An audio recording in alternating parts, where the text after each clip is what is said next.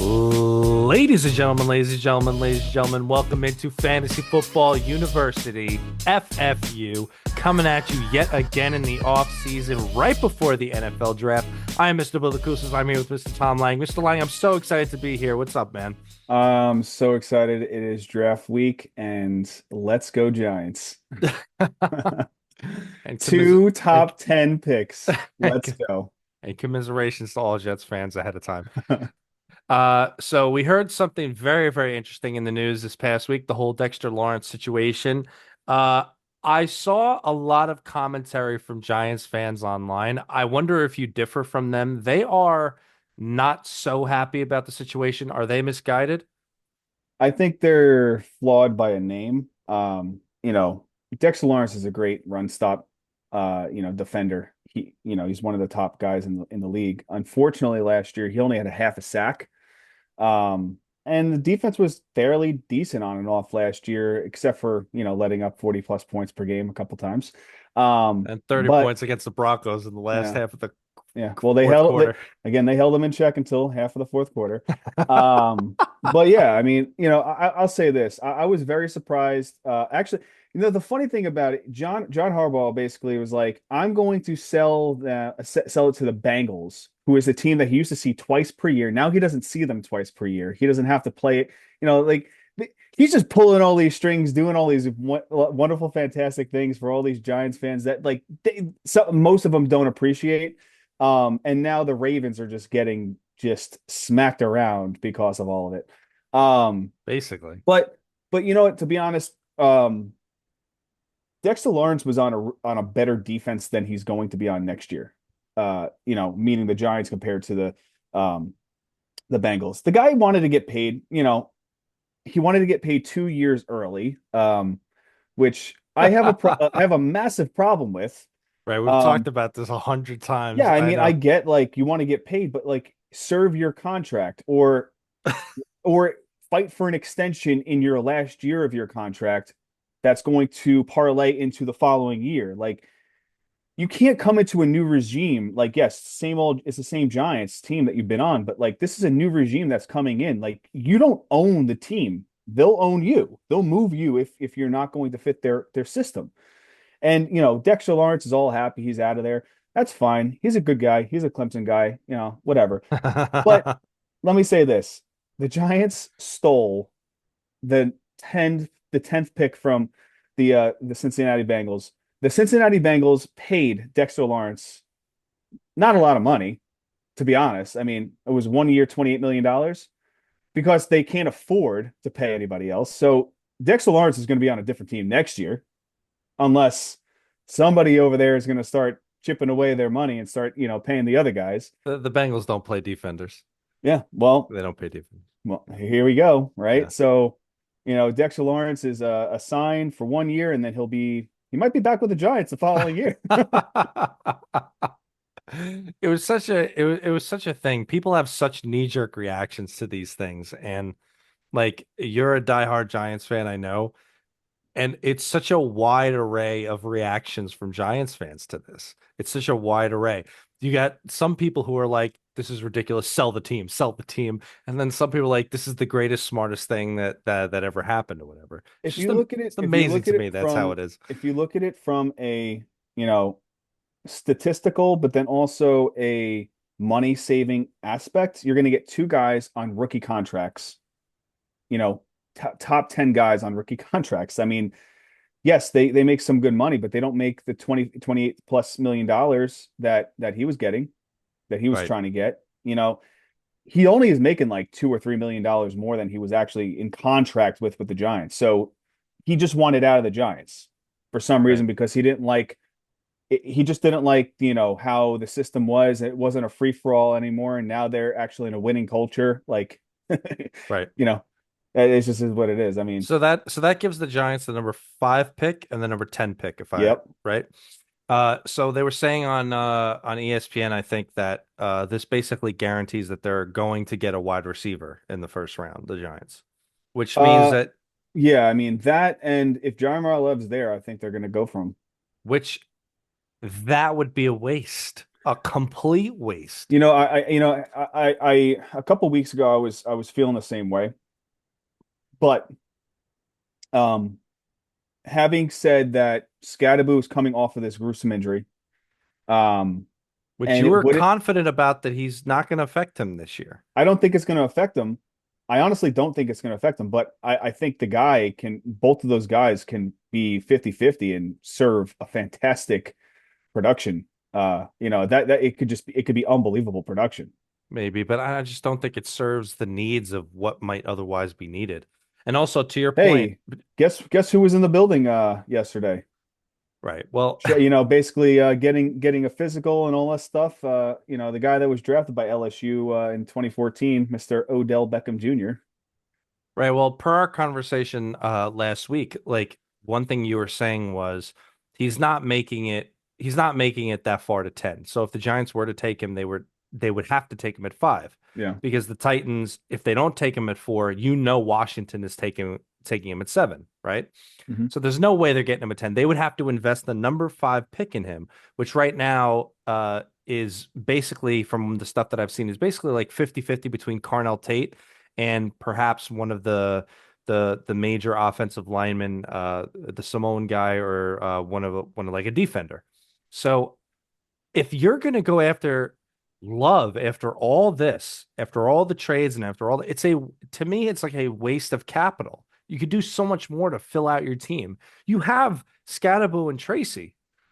You know what I mean? Like Yeah. I don't know how why I mean, I don't. I think it would be a sexy pick. But and maybe it's not the best position, best route to go. But I mean, if he is the best athlete at that position right there, I mean, how can you pass up on somebody that's going to immediately be able to produce?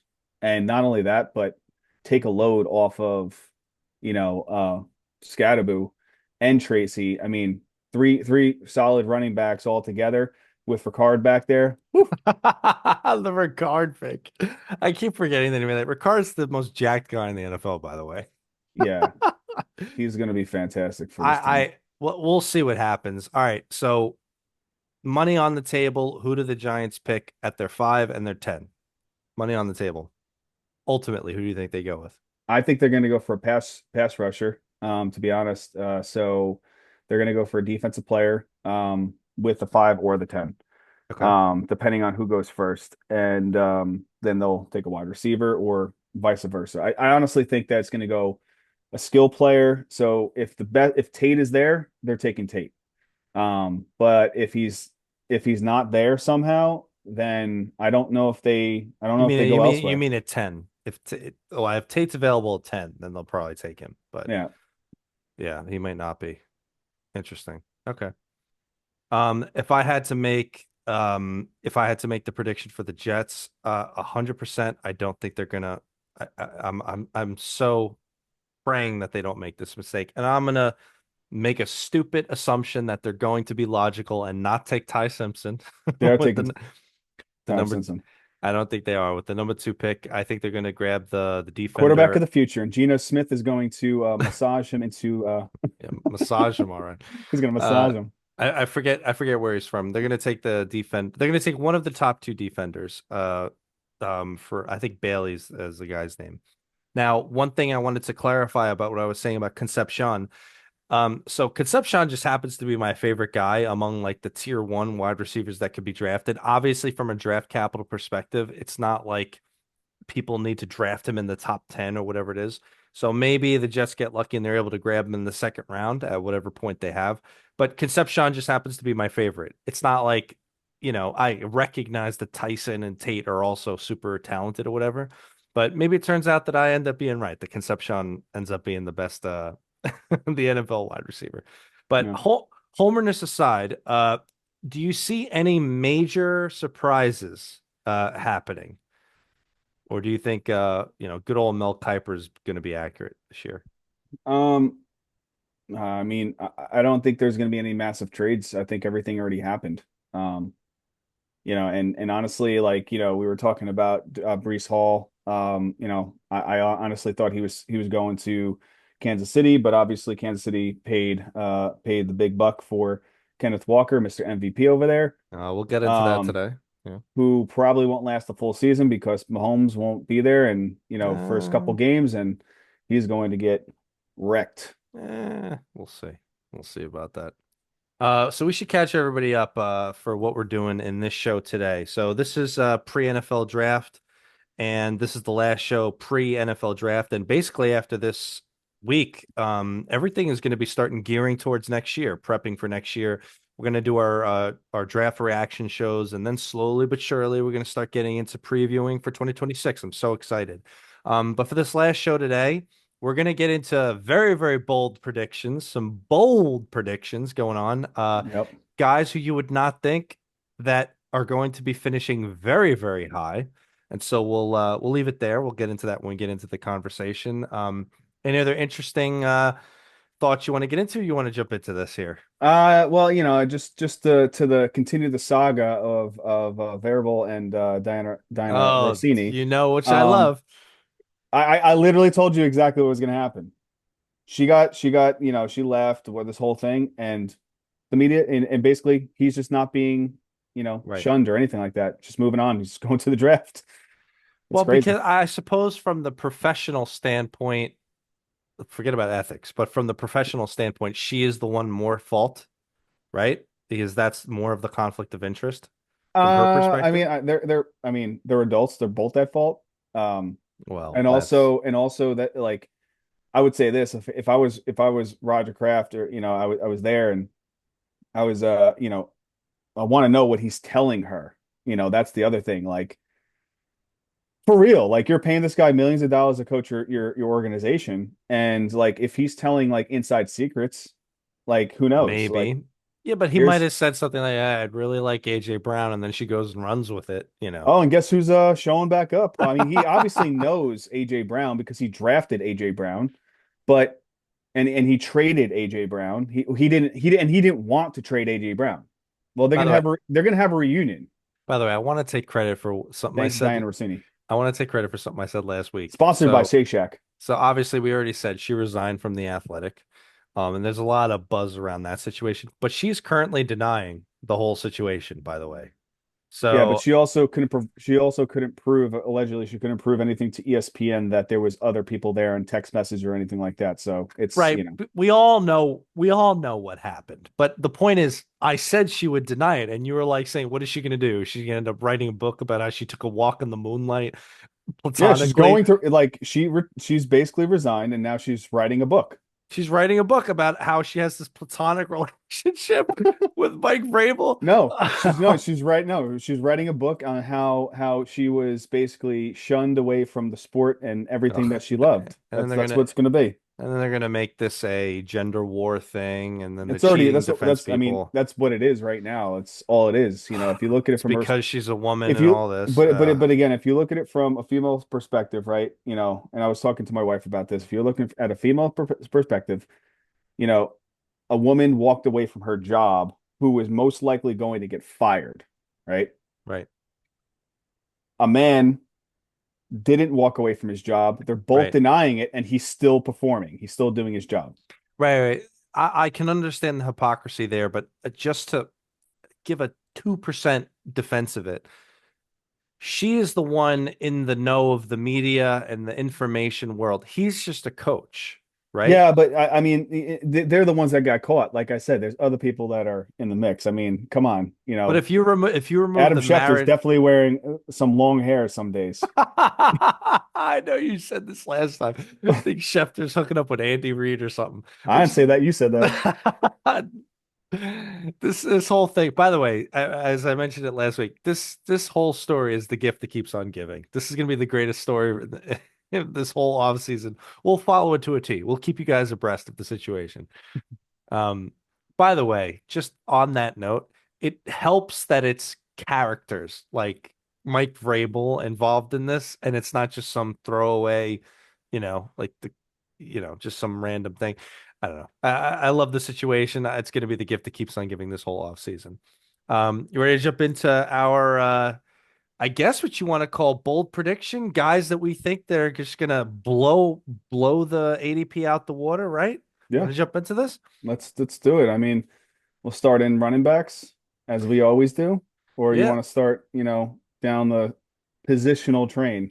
let's start at the running back position because let's start it off hot here. So Okay. I want you to start this off and be very clear about like like from an ADP and like why you think they're about to blow it out the water here. Convince me. Okay.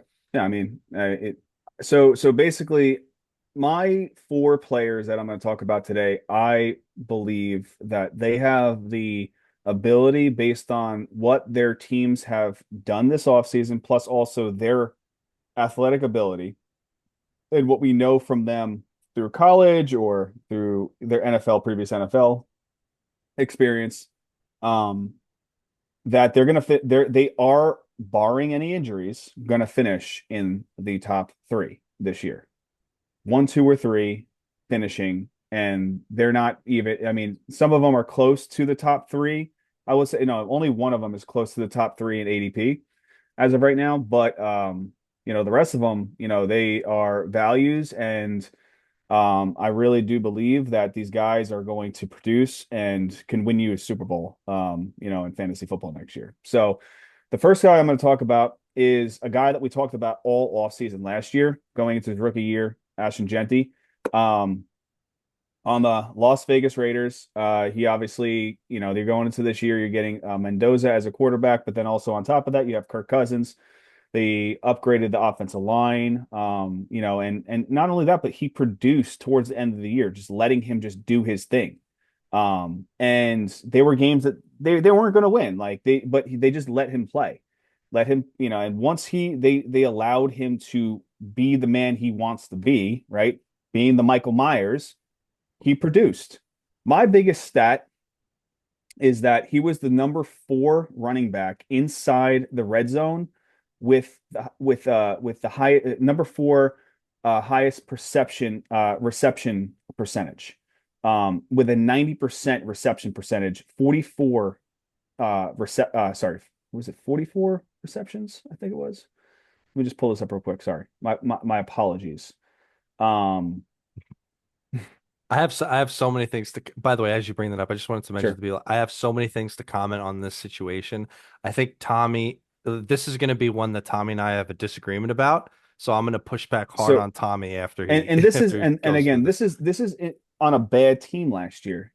Right. Ashton Genty, basically he was 9 for 10 inside the 20. Basically, he had four touchdowns reception touchdowns. He had three touchdowns on the ground, 30 attempts, 47 yards. So his rushing inside the 20 was not great, but it was because they were getting a lot of pressure up front. And, with the added value of, basically, the pass blockers and rush blockers that they added this year, it's only going to, better the system. And on top of that, you're going to have a quarterback system and a new coaching system that's only going to make him better. So the value you're basically right now, he's projected, his ADP is number 6. So he is a top, he's right outside the top five. Um, but I have him as running back 7 on underdog, but whatever your Yeah. metrics are. So, Yeah, either way. Six, yeah. seven. Yep. But, he is a fantastic player who I believe that is going to finish, ahead of potentially Bijan. I don't think Jameer Gibbs. I think, he has a really fighting chance to finish ahead of Bijan this year. And I really think that, they're going to try to win some games, especially with the Chiefs. Um, most likely going into the season hurt with Patrick Mahomes. It's gonna be a nice opening for him to really just start running and basically get catching some balls through the air. So let me give you my pushback to the whole situation. Number one, I don't think that the improvement in the offense is going to be enough to sustain a running back 3 production throughout the year. I just don't. I know how much you hate Geno Smith, and I think that part of your analysis is colored by that, and you think anything is a step above, and maybe it is, but I just don't think the team is good enough to get you to that thing. Another point is that, yeah, let me give you a point in your favor. I think he was the top running back among running backs of I'm gonna say the name of the stat wrong, but you guys will know what it is when I say it, where he had the least amount of time before contact, which essentially meant that he was getting bashed in the backfield the Hmm. most amount of times. Obviously, that means they're taking steps to improve their horrible offensive line that they had last year. I forget the center who they acquired. Do you remember the guy's name? Well, Yeah. maybe you could check that out, but they're taking steps to improve their offensive line. My overall point is that these are improvements that I don't think is enough to get you within the top three. Put it this way, within the top three, unless you're on a seriously good team and you're a great back, the level of Tyler workhorseness, Linderbaum. Tyler Lindenbaum, the level of being a workhorse that you have to be, it has to be like historically amazing seasons, like McCaffrey from like 2019 or whatever it is with the Panthers or something, where you're not on the best team, but you're just the only guy crushing everything at that point, or CJ2K and however many years ago, etc. That's sort of my point is I just don't see those planets aligning for Ashton in that way to get him within the top three. Let me ask you this, right? On a conservative basis. So currently, whether he's going at number seven or number six or whatever, um, I imagine we'll have him ranked in the top 10 eventually when we get to the running back thing. But you're not suggesting that you might like it's a little bit of a bold way of getting there. It's not like you're going to have him ranked in the top three per se, No, I right? will not have him ranked in the top three, but I will. I will. I mean, You I'll have your have. eye on him at six or seven, is what you're saying. I have him 4-5 this year, but Okay. I believe he's going to finish in the top three based on production. Okay. Again, barring any injuries. Right. Okay. And I mean, again, last year their defense was trash, even with Max Crosby there, with the Max Crosby saga that we all witnessed this offseason. Um, I mean the Raiders defense did do a better job with the free agency as well too. They brought in Kobe Dean and they basically paired him up with Quay Walker. Basically they're back together. And they established more on that defense this offseason and I feel like, especially through the draft, they're going to better their offense and their defense. So there's only positive things that can happen here. Obviously with taking Mendoza at quarterback, it's not going to be this first year experience, but this is going to be something I'm telling you right now. This guy is going to he's going to flourish this year, and he's going to be a lot of people are going to be kicking themselves because they're going to pass on last year's lack and maybe like inconsistency production. And he's going to be very consistent this year based on, what you got back there. You have a smart quarterback with Kirk Cousins back there who likes to dump the ball off at times. He is a gunslinger. But he is a smart quarterback and he does dump those balls off. And obviously, as you could see right there, when I said, the percentages, if they're going to be in the red zone more, and let's just say double that, he's going to be catching, 90% of his balls, and he may have 8+ touchdowns from receptions. It's funny. We had kind of brought up Ashton Gentsy's name a little bit earlier in the offseason, and kind of you and I were both kind of on a similar wavelength where we were excited about him for this coming year.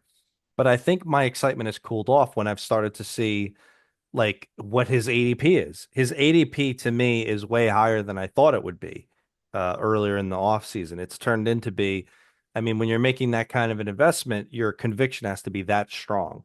And so I think you're a little bit stronger than me, but I was like excited for him because I thought it was going to be in like the teens, and it so isn't. So you're making the investment, but you're hearing the vote of confidence from you. Yep, So I imagine he'll be on a bunch of your teams. Um, most likely. so while we're on the running back subject, let me bring up my guy. So I'm not going to say top three, but I am 100% going to have this guy ranked in the top 10. And I absolutely think the potential is there for top eight, top seven, even top six or top five. And that's Ken Walker. Let me sell you guys on it. So me and Tommy are on the top of the mountain of making fun of Ken Walker for the health situation. We are also on the top of the mountain for accepting how good of a talent that he actually is and how good he looks when he actually plays. And by the way, one of the things we were joking about this past year is like a lot of times, like, bro, just run north south. You're a super athlete. Stop messing around running backwards or running to the side, right? Hmm. I think a lot of that was because he just was obsessed with I got to do everything. I have to do everything. I have to score a touchdown every single play because they're going to take me out. They're going to put in Charbonnet. I'm going to, blah, blah, blah, blah, down the list with injuries or this or that. This is not going to be the case in Kansas City. He's going to the Kansas City Chiefs with Super Bowl on their mind, revenge, etc. He's the main guy. He's going to be the bell cow, whatever you want to say, especially on a team that let's pretend Mahomes is not there. They're going to absolutely lean on him, even if Mahomes is there. They're Do you know who? absolutely going to Do you know lean who on him. else is there? Elijah Amar, Mitchell, Amari DiMercado. Amari DiMercado, my least favorite running back of all time. We get The it started. saga continues. So there's nobody else there, is what that means. So Ken Walker is the guy. I already just listed out the reasons. He's going to the perfect situation where they absolutely need him. And like you and I were both excited about, Eric Bieniemy is now the offensive coordinator again. We feel 10 times better about that than we do about Matt Nagy. My commiserations to the New York Giants. So I'm going to be very excited about Ken Walker this year. I'm excited that the current ADP and underdog is about 14. I don't know if it's going to stay that way for in regular drafts when we get to that point. If that's the case, he's going to be on a lot of my teams because I'm Yeah, definitely going to have ranked in the top 10. and honestly, I mean, I think he's going to have a fantastic year if he stays healthy. That's the big kicker right there. And I really feel that if he stays healthy is going to weigh on a negative scale because I do think that he's going to have to put the team on his back the first couple games of the season, and it may not be, it depends on how much he practices in this preseason. I mean, but he may start getting some nicks and injuries and finding his way on the bench, I let's hope not. I mean, reestablishing his name Glass. part of the reason that he was able to stay healthy all of last year is because he was on the field 50% of the time. So maybe that's clearly not going to happen in Kansas City. They paid him that money, and their depth chart would indicate no, they're going to be making him a bell cow. It's not beyond the realm of possibility to think that he could play one full season or most of a full season, healthy, bell cow it on a good team, etc., with Super Bowl aspirations. I mean, I'm very excited about the situation. Very excited. Okay, Um, well, so you can be excited. I'm sure he'll be on a lot of my teams. So, uh, you want to jump to wide receiver? Yeah. All right, good. Kick us off. Yeah, I am super excited about this one. He was a darling of ours early in the year, last year, and he started to fade off due to injuries through basically the entire team. And then as everybody was starting to semi get healthy, except for Baker Mayfield, now I'm throwing it out there. This guy basically started, uh, getting less targets because of the fact that their stars from yesteryears were coming back. Now, I am talking about Emeka Ibuka. Emeka Ibuka, I believe, again, as I stated in the previous, the running back position, all my guys, I'm projecting to finish in the top three. Emeka Ibuka is going to finish in the top three. This is like probably So bold. this is my best pick here to finish in the top three next year. No Mike Evans, so no connection with Baker Mayfield. You only have basically, Chris Godwin, who again, Chris Godwin's Chris Godwin. He's going to get his targets, but we've seen it 1,000 times with Chris Godwin and also Mike Evans being fantastic. Chris Godwin was basically the 1B, and 2 years ago, before he got injured, was the number one wide receiver in football, in fantasy football. So Emeka Ibuka is going to be that guy where he's the same kind of route runner as Chris Godwin. Um, Unfortunately, I do think that McMillan is going to be the deep threat kind of guy because he has that, bigger body, taller body kind of element. But Emeka Ibuka could fly as well too and go up there and get it. I think another year with a healthy Baker is going to put him in a great position to be highly successful and finish in the top three this year. He right now is on Fantasy Pros going at for half point PPR at the 26th wide receiver coming off the board. Interesting. Fantastic value. Not even they're Yes. not even projecting him as a wide receiver too. This guy is going to finish if healthy. Again, I keep saying if healthy because there's obviously health factors, right? If he misses Right. one game, he still will finish in the top three. If he misses multiple games, he will not. We But could we could say that about a lot of people too. So, Emeka you know, Ibuka is going to finish in the top three next year. He has a tremendous amount of talent. I believe he is probably one of the best wide receivers to come out of Ohio State. okay. Yes. Okay. I mean, considering that that's wide receiver you at this point. So, LSU is wide receiver. I think it's such a bold take for my taste. I just can't get behind it. I'm concerned about a couple of things. First of all, we don't even really know what happened to Baker Mayfield the second half of last year. We imagine it was an injury, but nobody said nothing about it. So let's assume it was. Let's assume Baker got some sort of injured and he comes back fine. I agree with what you're saying. The Mike Evans departure situation makes things great for him. However, you have another year of just another offensive coordinator for Baker Mayfield. Um, it's a different offensive coordinator on the Bucks in what is now not just the easiest division in the world. The Saints are improving, the Panthers are improving, the Falcons are improving. So they're not just going to be able to walk away with that division. I have some concerns about what they're able to do. So I'm encouraged by his current ADP at like a wide receiver three, which I think is crazy. I definitely don't think it stays there once we get into draft season for next year.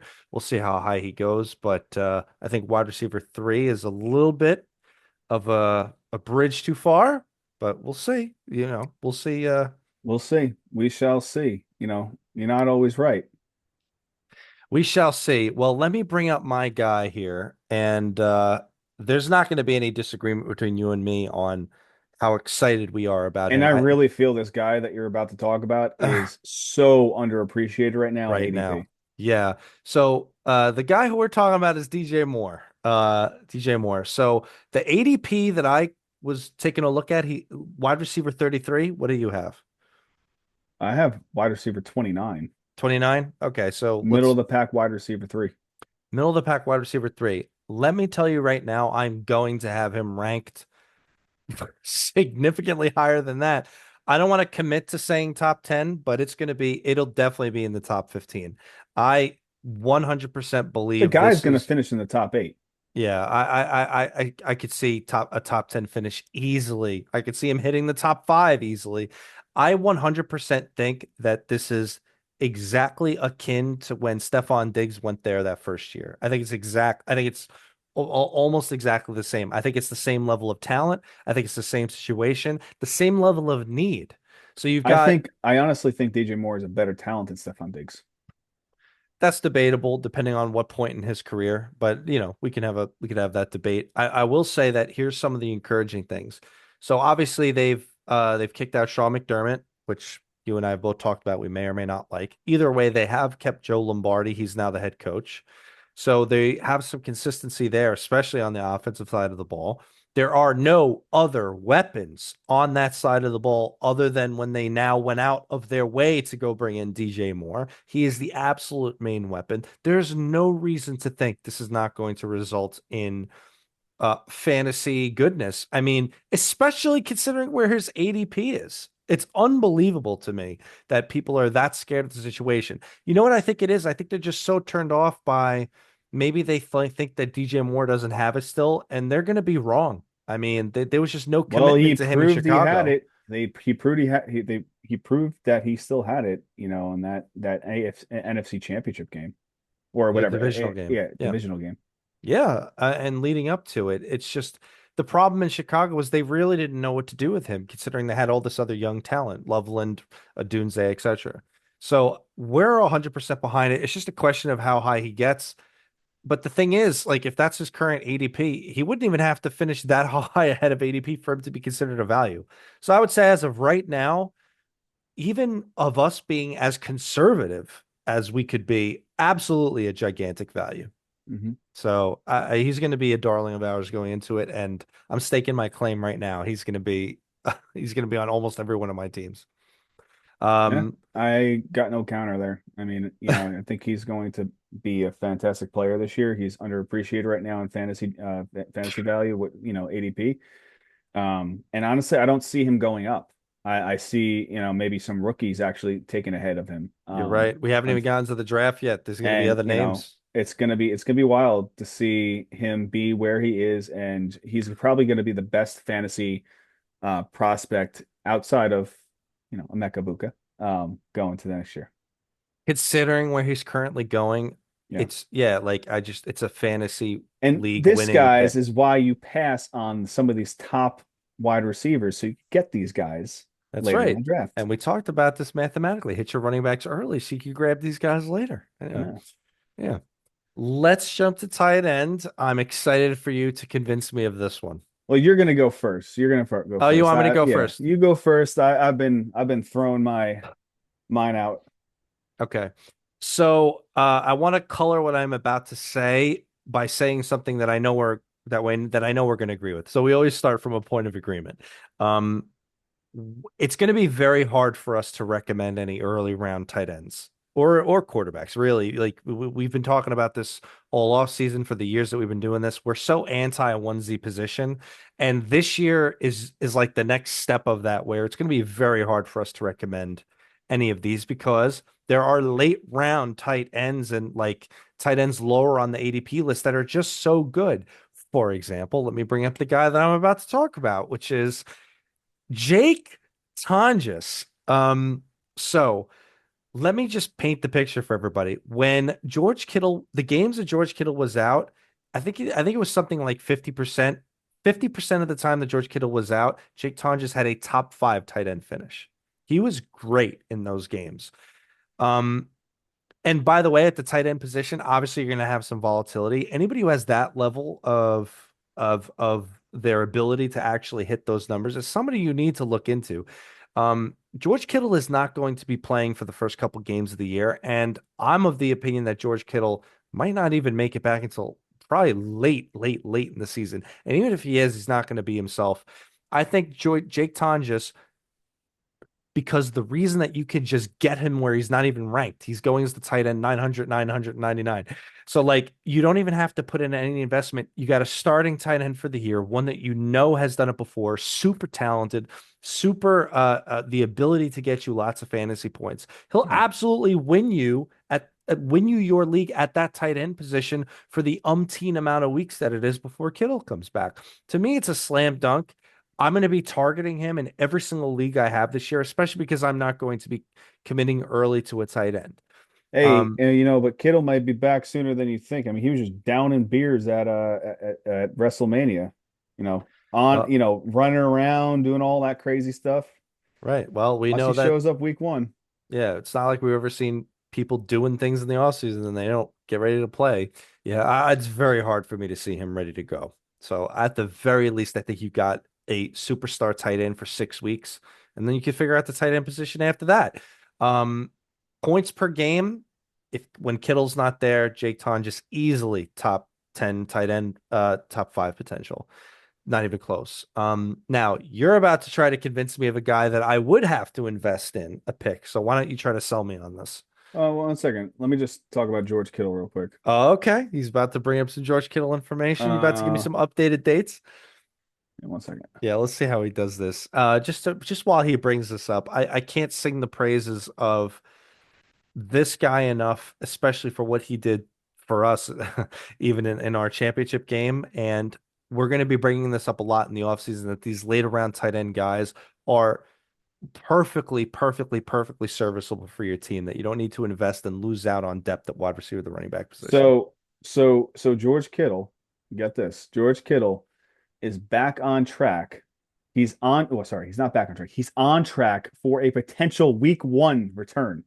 He's on track for a potential week one return. Yes, potential week one. So you're telling me Ugh. that I will not touch George Kittle at all this year, No, I will especially not. coming off an Achilles, right?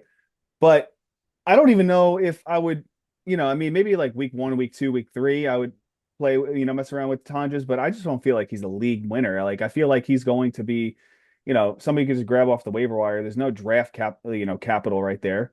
Um, You grab in the 15th round, and then I think you're good for a tight end for 6 to 8 weeks. Really, I think I mean, George Kittle comes back all the time, way too early from his injuries. I mean, I feel like he'll play a couple games and then just bounce back and forth. And but the problem is, do you hold on to Jake Tonges as like a security blanket because of the fact that I you really feel that Kittle is gonna get hurt again? I'm of the we talked about this a little bit earlier in the offseason.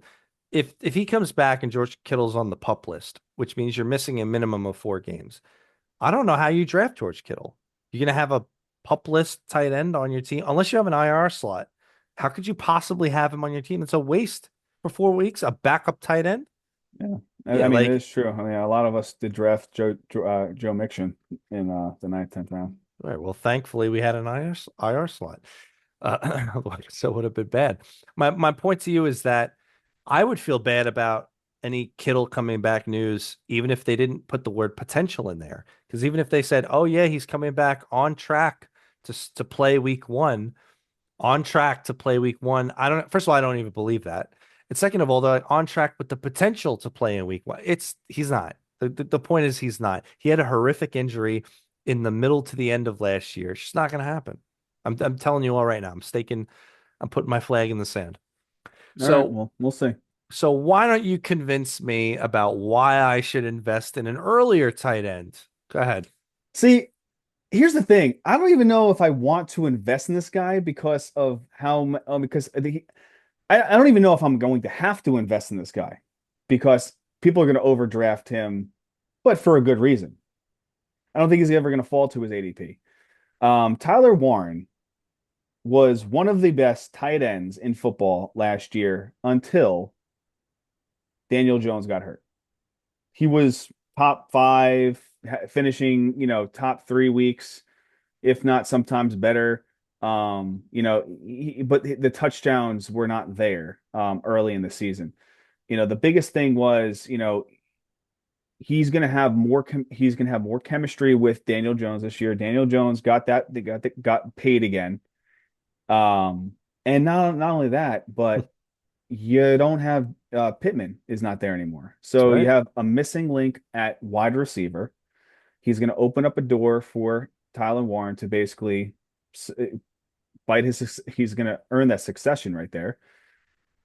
I just think that he's going to get at least 25 to 30% more receptions going into this year. And, he had 112 targets, 76 receptions. It wasn't fantastic towards the end of the year. He was probably one of the most failure tight ends towards the end of the year after the injury, but it was only going up as the weeks were going on. He was a fantastic, fantastic player to have on your roster, especially at a tough position in fantasy, a onesie position. So I believe that this guy is going to finish in the top three, bearing again injuries, anything like that. But I think Daniel Jones is going to be healthy. You're going to have a great running game. It's going to open the door with no Pittman there. Warren is going to have a fantastic year. He's going to score a lot of touchdowns as well. I agree with you. It's just really the question of investment. You correct me if I'm wrong if you're seeing different stats than me. So currently on underdog and half point PPR, I'm showing him going as the tight end four, as the 12th pick of the fifth round. Yeah, What in Fantasy Pros, I have him at basically five, tight end five, and going 65. 65, so that'll make him at He's about yeah, that'll make he's him in the going middle of the fifth. 65, which is one pick before DJ Moore. That'll make him in the middle of the fifth round. So let's call him a fifth round tight end. Um, as a tight end 4 or 5. See, here's the We'll thing. call him See, that. here's the thing. I mean, we all know the fifth, sixth round, there's fantastic value there. Sure. Personally, I don't know if I can take a fifth round pick for a tight end. But if I don't have, let's just put this in a situational thing. We're at the draft, we're drafting, and there's him, and then there's Roma Duze. There's him, and there is let's say DK Metcalf, right? I might go Tyler Warren there because I could see more of a consistent consistency when it comes down to his production. You know what I mean? I think that, with healthiness on that entire offense, he can be the best pick at that play. I don't disagree with you, but like we always talk about the math of this, that you have to consider the opportunity cost. So to your point, when you invest in a tight end, basically like up to that many rounds, you're losing a really important piece at wide receiver, probably, or running back, in which you could otherwise have a later round tight end just fill that slot while you have, you've built out your depth at wide receiver, tight end. Like some of the tight ends that are going later, obviously, it doesn't have to be my darling and Jake Tonjes. Like late round tight ends this year include people like Isaiah Likely, uh, you But know, the problem with the problem with that Isaiah Likely is that, Juwan obviously Johnson, Ferguson, Strange. I mean, like I could go down the list. that's what I'm saying though, is like if he's not going to slightly surpass his ADP or be on target of his ADP, then he's not somebody that I'm going to reach ahead because of it. We're talking about the next two positions we're talking about, tight ends and also quarterbacks. These are onesie positions. Like it do I really believe that these guys are going to finish in the top three, but there are other guys that, do I really want a top three guy and pass on a wide receiver 1B? Right, No.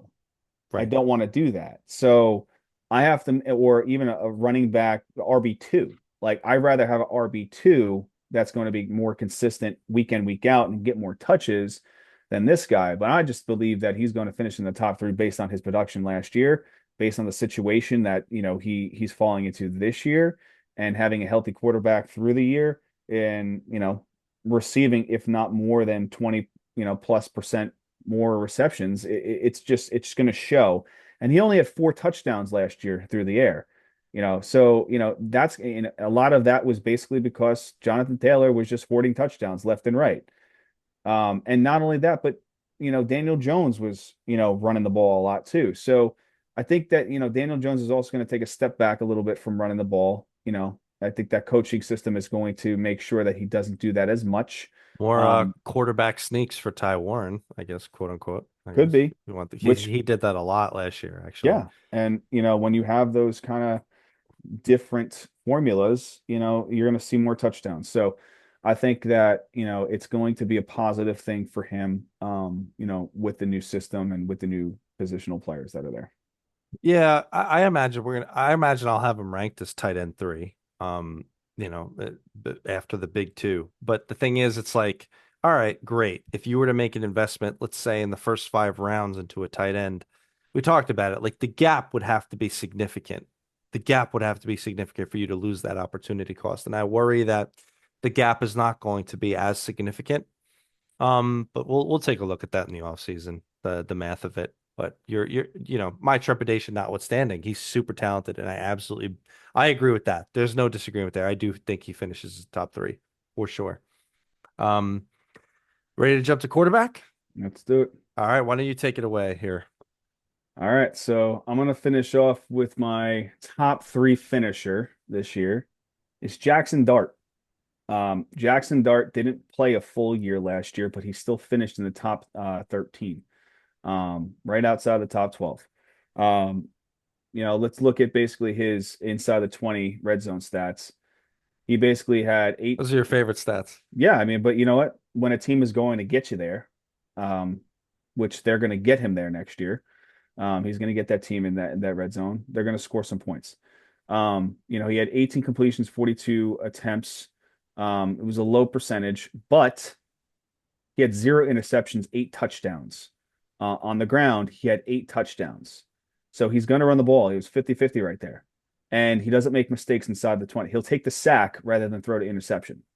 So I want a guy that's going to be able to play smart, take the hit if he needs to, or throw it away instead of throwing it to the other team. So this guy is basically going to have a full season. We went into, last year talking about Jackson Dart. You were very, very, you were like, he's the next coming of Patrick Mahomes. Now Right. I wouldn't go that far. I want to see another year talent before I start feeling that way about it. It's I feel certain ways about Giants players. Um, I remember saying I just thought he had the same, I thought he had comparable raw talent to Patrick Mahomes. And he's I got was, fantastic raw and talent, this guy. by the way, like all of my stuff aged 100% like a fine wine, all of those takes that I had pre-draft. Anyway, go ahead. And he just he's not being drafted um where he's being drafted a little bit, in that I wouldn't say scary range. Like he right now is the number in Fantasy Pros, he's the number 7 quarterback on the list. And a lot of his because of his rushing. I do think he's going to take a slight step back with his rushing next year, but he's going to be consistent with his rushing touchdowns because they're going to allow him to basically move outside the pocket and find a way to get in the end zone. But again, he's not going to make a mistake. He's not going to get those negative points by throwing the ball through the air and, throwing it to the other team.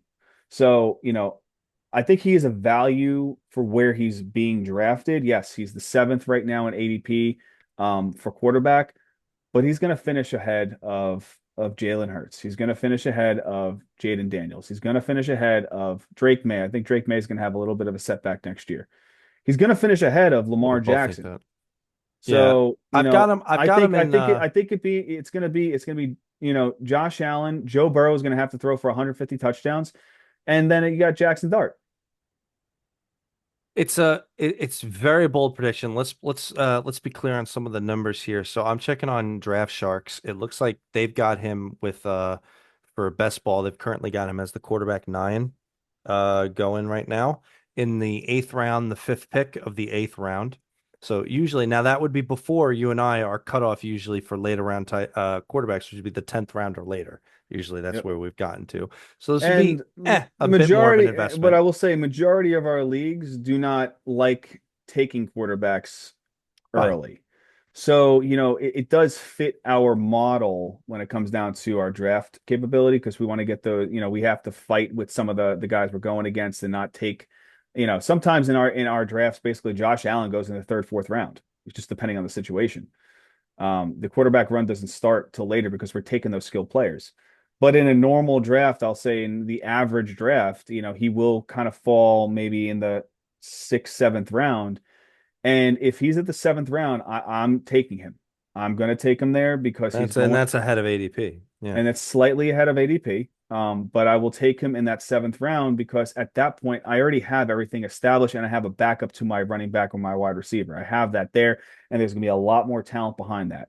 So, I feel that heavy that this guy is basically going to flourish. He was in, basically you have John Harbaugh that's coming over that had Lamar Jackson that worked with him, and then you have Matt Nagy, who you don't like, but honestly, I think Matt Nagy is going to be a great offensive coordinator for his specific talent, and it's really going to help, especially whatever they do in that draft. If they get another wide receiver at a LSU or Ohio State, one of those guys, um, it's going to be nice. It's going to be nice having, and then also, you already got Isaiah Likely and you have, Theo Johnson. You got some great talent there, and you got a you already established the pass rush.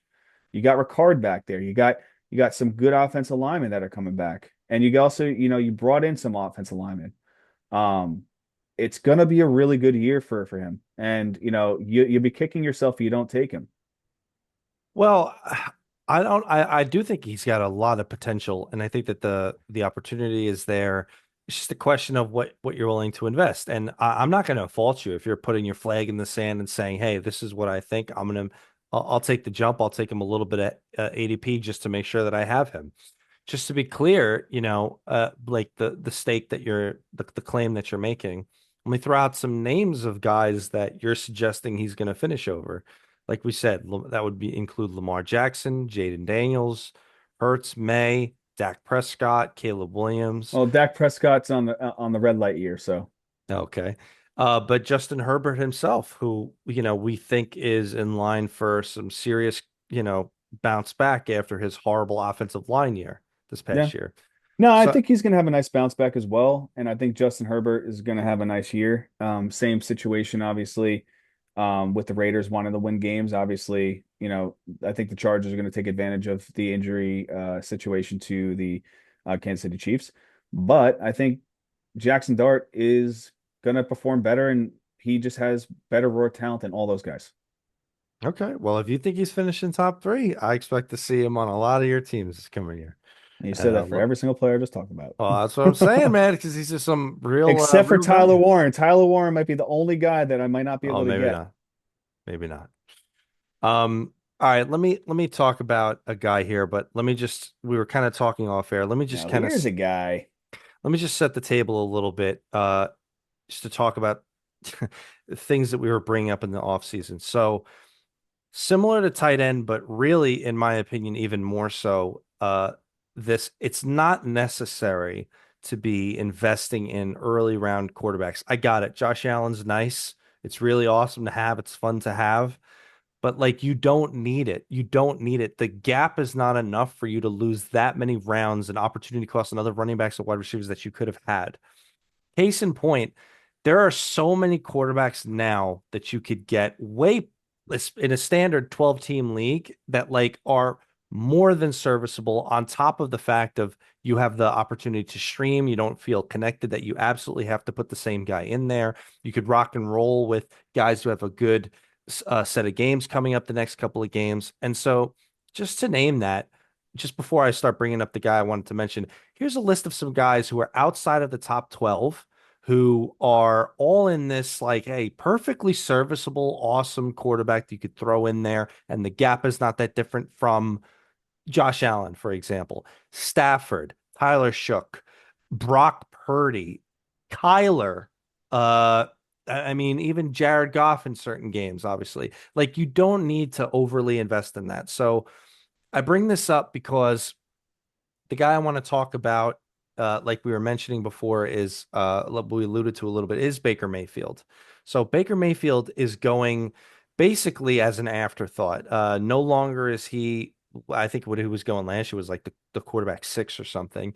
And up until he quote unquote got injured or until their bye week, Baker Mayfield looked like the best pick in fantasy football last year from a quarterback perspective. He was unbelievable. And then something happened. So if you believe everything that we're saying about Abuka, especially you, and in terms of where he's going in ADP, he could be one of the absolute best picks at the quarterback position, and at least suffice. And you won't, if it doesn't work out, it doesn't work out. You could move on. Maybe, whatever was happening at the end of last year. I think he bounces back. I do have faith in it. I don't have faith enough to put Abuka at number three, but I do have faith in the Bucks offense, in Baker Mayfield, and everything going on.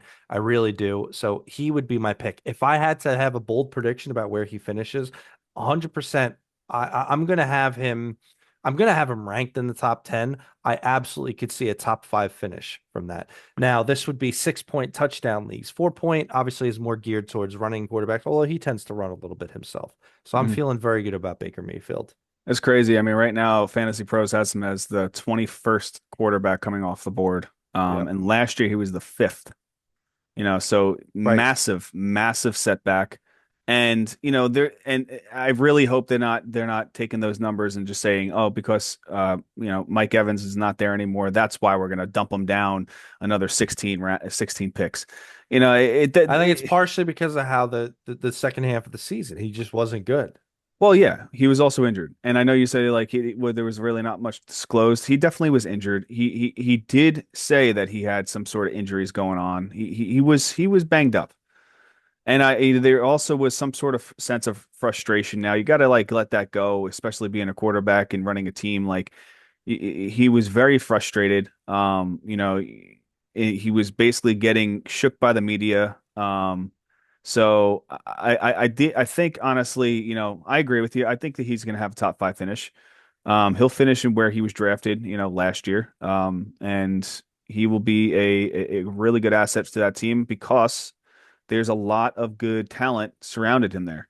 You got Kenneth Gainwell there as well too, who's taking the field. He's a reception guy, and he's going to open the field a little bit more too. So, I think it's a great player, and I think it's a great thing that we're going to start seeing the younger guys start taking the role, and Mike Evans is an electrical city of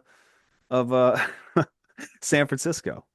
The main point is that, and I'm sort of using him as a conduit to kind of say about these late round quarterbacks. Like even Trevor Lawrence is going as quarterback 12. Trevor Lawrence is the best quarterback in football the second half of last year.